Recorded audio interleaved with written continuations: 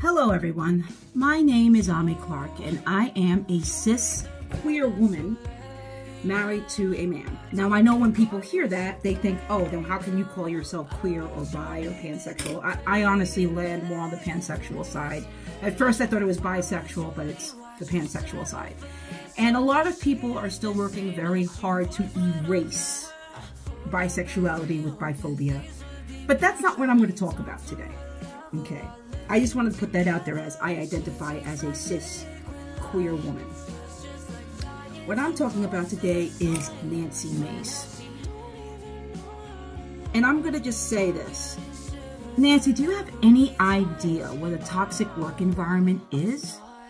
Because what you are doing is usually taught during HR trainings. It's called a microaggression. Actually, it's blatant harassment. And it falls in the discriminatory side of things. And in human resources, every 6 months or so, we have to retake that training at our jobs so that we remember that people who work at our jobs are not just one type of person. We are a smorgasbord of people. Okay, this is what America is, a smorgasbord of different types of people.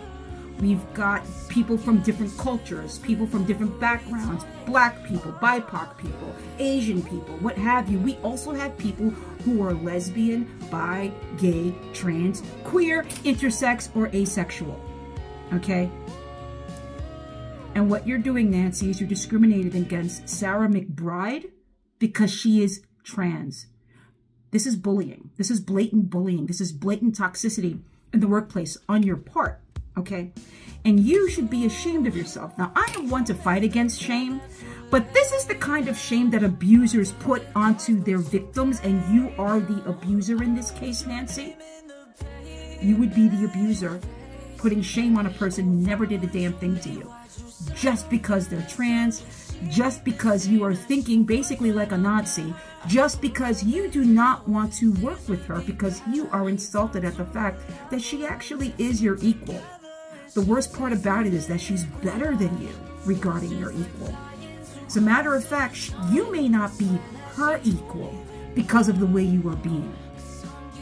It's disgusting that you're exploiting an innocent person and an innocent community of people because you are a career politician who wants to make it all the way to the top as a Republican, as a conservative, as a MAGA conservative.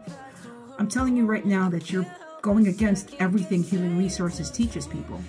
You know, if you were not someone in Congress who had all of these little privileges up your ass given to you by your MAGA little Nazi friends, you would actually be taken aside and spoken to by HR and your supervisor.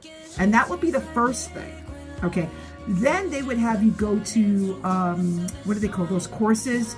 So you don't discriminate. Sensitivity courses, I think they're called. So you learn how to not discriminate. And then we would probably mandate you to see a therapist because we want to know where this animosity and these visceral responses towards someone who is trans is coming from. Nancy McBride, you are a poor example of what the United States stands for. And it's a shame because you're a woman. You know, we are also a minority, us women. You know, I'm a cis woman. We're a minority, and you're proving the point of Nazis. You're working for the people who are going to look very shitty in history. You think you're going to look good in history? We're all documenting this right now. This is all on social media, okay? We're seeing everything. We're documenting it. We're saving it because it will go in the history books. And you're going to be known. You're going to be known for being a person who happens to be someone who is discriminatory and hateful towards a community of people that never did anything to you or your children. So Nancy, own your Nazism because you are a Nazi. Own it. But also expect the consequences of your actions. Because people will remember this. And you have to ask yourself whether or not you will be ready for what's going to hit you next. Because you're not a good person for doing this, and neither is that other guy. I don't even fucking remember his ass name. He's got glasses and shit, and he's an asshole, you know? But Nancy, you're literally doing what human resource training tells you not to do to a person at a place of employment. Think about that. You are a bully. Think about that. You are toxic to your office. Think about that. You are not the good guy here.